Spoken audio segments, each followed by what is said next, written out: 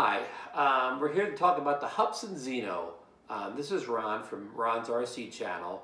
I just wanted to update you. This is Monday, December 10th, and as promised, if you go to Hubsan's website and look under support and scroll to the bottom, on the left-hand side, you'll see that the firmware update is now posted on there for the Zino.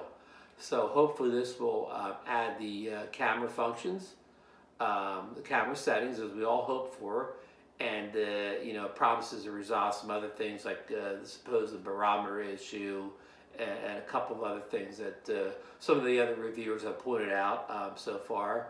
So I will be updating it somewhere in the next, we'll say, 24 hours, and I'll try to make a video of the process and how I made out doing it.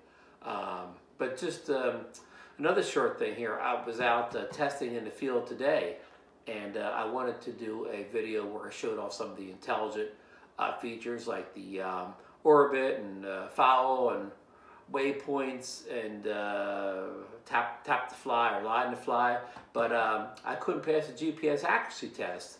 I tried several times. I tried rebooting the drone and the controller, and in the settings, I think I did a screen recording last year.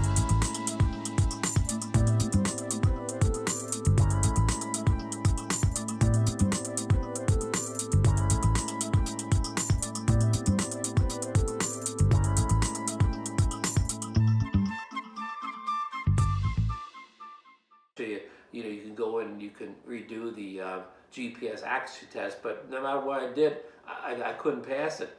And I flew in the same location as I had a couple days ago, and where I had no issues passing the test. So I have no explanation what was going on there, but again, I don't have much of a video because I wasn't able to demo most of the intelligent features because they required to be able to pass this GPS accuracy test. Now, I did do a short test flight just in flying around the regular mode, and it flew great. I had no problems, getting GPS signal. I started off in 12 satellites, and I think I saw 14 satellites at times, but I mean, it was locked in. It flew great. There was no issues whatsoever with any flight characteristics. So I can't explain what happened with that GPS accuracy test, but maybe that is something that will also be addressed in the